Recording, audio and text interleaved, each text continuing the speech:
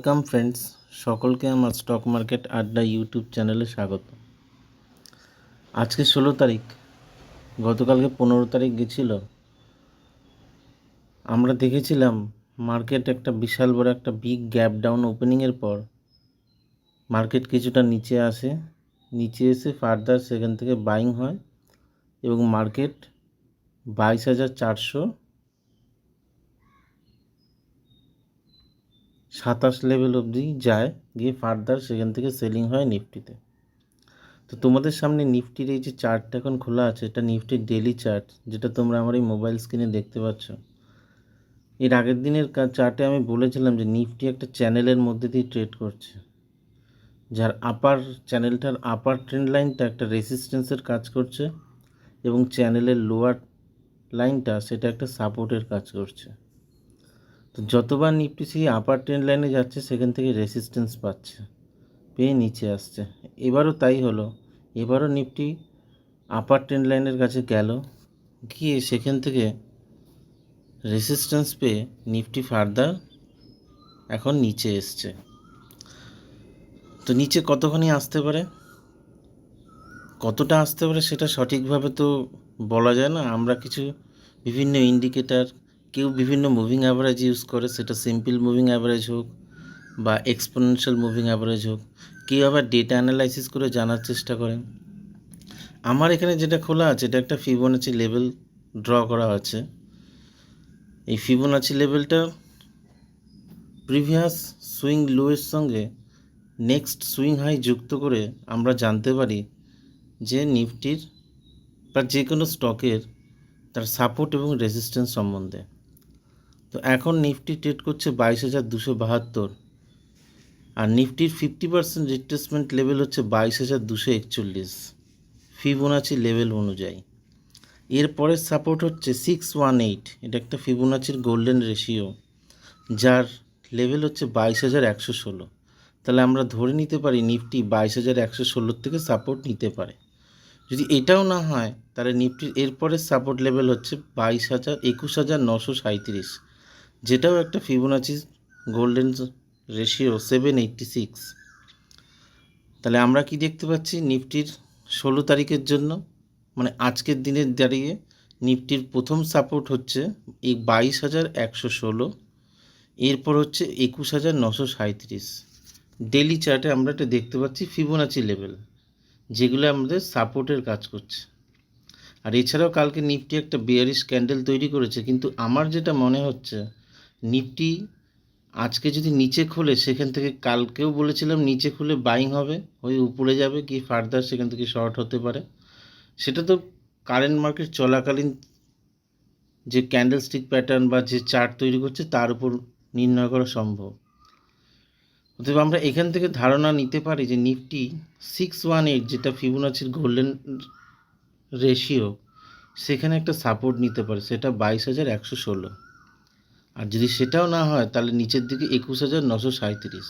তবে একটা কথা তোমরা মাথায় রাখবে, 786 গোল্ডেন রেশিও যেটা দাঁড়িয়ে আছে 21,937-এ, সেটা কিন্তু আমাদের এই যে চ্যানেলটা আছে সেই চ্যানেলটার লোয়ার ট্রেন্ড লাইনের নিচেই কাছাকাছি চলে আসছে। কাজেই ফার্দার এই চ্যানেলের নিচের যত কাছে চলে আসবে ফার্দার সেখান থেকে সেলিং করাটা ঠিক হবে না, যতক্ষণ না পর্যন্ত এই চ্যানেলের ব্রেকডাউন হচ্ছে। তো আমরা এবার দেখে নিই মুভিং অ্যাভারেজ অনুযায়ী, সিম্পল মুভিং অ্যাভারেজ অনুযায়ী নিফটির সাপোর্ট কোথায় আছে। সেটা জানার জন্য আমি সিম্পল মুভিং অ্যাভারেজ ধরছি। তো এখানে তোমরা দেখতে পাচ্ছ হলুদ রঙের যে লাইনটা, সেটা 21 দিনের সিম্পল মুভিং অ্যাভারেজ, সেটা দাঁড়িয়ে আছে 22,270-এর কাছাকাছি। আর আকাশি রঙের বা নীল রঙের যে লাইনটা, সেটা হচ্ছে 50 দিনের moving average, simple moving average, সেটা দাঁড়িয়ে আছে 22,153-তে। আর লাল রঙের মুভিং অ্যাভারেজটা সেটা দাঁড়িয়ে আছে 21,660। এটা হচ্ছে 100 দিনের moving average, simple moving average. এবার তোমরা যদি চার্টে দেখতে পাও, নিফটি যতবার উপর থেকে নিচে এসছে ততবার 50 দিনের মুভিং অ্যাভারেজ মানে নীল দাগটার কাছাকাছি সাপোর্ট নিয়ে ফার্দার সেখান থেকে বাউন্স ব্যাক হয়েছে। তো আমরা এবারও এখান থেকে আশা করতে পারি নিফটি 22,153-এর কাছাকাছি সাপোর্ট নিতে পারে। আর যদি না নেয় তাহলে নিচের দিকে 21,660, যেটা তোমার এই লাল দাগটা আছে 100 দিনের মুভিং অ্যাভারেজ, ততদিন অবধি আসতে পারে। আমি এতক্ষণ ধরে নিফটির বিভিন্ন মুভিং অ্যাভারেজের উপর আলোচনা করলাম কোথায় সাপোর্ট নিতে পারে, তারপর ফিবোনাচি লেভেল ওয়াইজ ধরে আলোচনা করলাম যে নিফটি এখন কোথায় সাপোর্ট নিতে পারে। তো এরপর আমি দেখছি তোমাদেরকে আমরা ডেটা ওয়াইজ দেখছি যে নিফটি কোথায় সাপোর্ট নিতে পারে। তার জন্য আমাকে নিফটির অপশান চেনে যেতে হবে। এক্সপায়ারির অপশান চেন খুলে গেছে। এখানে আমরা দেখতে পাচ্ছি যে পুটে সবচেয়ে বেশি ওপেন ইন্টারেস্ট বিল্ড আপ হয়েছে 22,000-এর কাছাকাছি, মানে 22,000 লেভেলে পুটে সবচেয়ে বেশি ওপেন ইন্টারেস্ট বিল্ড আপ হয়েছে, যেটা তোমাদের স্ক্রিনে তোমরা দেখতেই পাচ্ছ। সেটা হচ্ছে 65.72 লাখ পুটে ওপেন ইন্টারেস্ট বিল্ড আপ হয়েছে।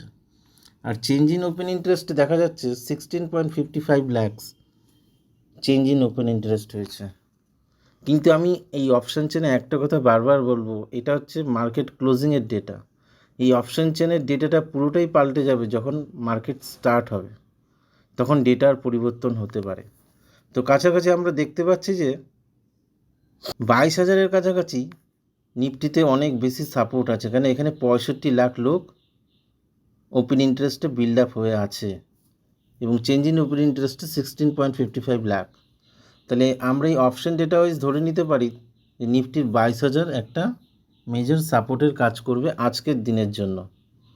আর 22,000-এর পরে আমরা কোথায় দেখছি পরবর্তী সাপোর্ট, যেখানে সবচেয়ে বেশি ওপেন ইন্টারেস্ট বিল্ড আপ হয়েছে, সেটা হচ্ছে 21,800, যেখানে 44 লাখ লোক 22,800 পুটের পজিশনে দাঁড়িয়ে আছে। তার আমরা যদি উপরের রেসিস্ট্যান্স হিসাবে দেখতে চাই, তাহলে দেখতে পাবো যে উপরের দিকে পুটের থেকে ম্যাক্সিমাম লোক তাদের পজিশন ছেড়ে বেরিয়ে গেছে। সেটা তোমরা চেঞ্জ ইন ওপেন ইন্টারেস্টে দেখতেই পাচ্ছ যে 22,400 থেকে লোক বেরিয়ে গেছে, -3.55 লাখ। তারপরে 22,500 থেকে বেরিয়ে গেছে 13 লাখ, -13। তারপর 22,600 থেকে বেরিয়ে গেছে 15 লাখ, -15 লাখ।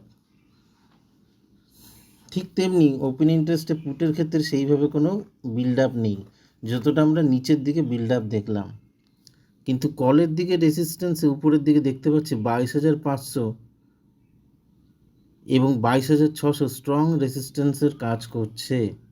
কেন 22,500 কলের ওপেন ইন্টারেস্টে দাঁড়িয়ে আছে 74 লাখ ওপেন ইন্টারেস্ট, 74 লাখ লোকের পজিশন আছে 22,500-তে। এরপরে নেক্সট বড় সাপোর্ট হচ্ছে, রেসিস্ট্যান্স হচ্ছে 65 লাখ। কিন্তু এখানে একটা জিনিস দেখা যাচ্ছে, সবচেয়ে বেশি ওপেন ইন্টারেস্ট বিল্ড আপ হয়েছে 22,500-তে। এর নিচে 22,400-তেও আছে, সেটা হচ্ছে 47 লাখ। তাহলে আমরা মোটামুটি এই অপশান ডেটা থেকে যেটা বুঝতে পারছি, উপরের দিকে 22,400, 500, 600 পরপর ম্যাক্সিমাম রেসিস্ট্যান্স লেভেল আছে এবং নিফটি যদি ওই লেভেলে যায় ফার্দার সেলিং হবে। এবং নিচের দিকে নিফটি যদি 22,200 এবং 22,000-এর কাছাকাছি একটা স্ট্রং সাপোর্ট হোল্ড করতে পারে, এটা আমরা অপশান ডেটা দেখে পাচ্ছি। তবে একটা কথা মাথায় রাখতে হবে, এটা কিন্তু কারেন্ট অপশান ডেটা নয়। এই ডেটাটা পুরোটাই চেঞ্জ হয়ে যাবে যখন মার্কেট ওপেন হবে। আজকের দিনের জন্য নিফটির অপশান ডেটা দেখলাম, যেখানে নিফটি কোথায় সাপোর্ট নিতে পারে। আমরা চার্ট ক্যালকুলেশন করলাম, চার্ট দেখলাম যে চার্টের পজিশন কী আছে এবং ফিবোনাচি লেভেলও দেখলাম সেখানে কি হতে পারে। কিন্তু আবার দেখা হবে অন্য কোনো ভিডিওতে। তবে একটা কথা সবসময় মাথায় রাখতে হবে, স্টপ লসকে সবসময় গুরুত্ব দিতে হবে। স্টপ লস হিট করলে নিজের পজিশন থেকে এক্সিট করতে হবে। আর একটা কথা তোমরা সবসময় মাথায় রাখবে, আমি কোনো টেকনিক্যাল অ্যানালাইসিস নই, আমি হচ্ছে সাধারণ ট্রেডারদের মতোই একজন ট্রেডার, আমার কোনো সেবির লাইসেন্স নেই। অতএব আর যদি ভালো লেগে থাকে চ্যানেলটাকে একটা লাইক করো, আর যদি কোনো কিছু জানার থাকে সেটা কমেন্ট করো। যদি আমি জানি সেই সম্বন্ধে তাহলে আমি তার রিপ্লাই অবশ্যই দেবো। নমস্কার।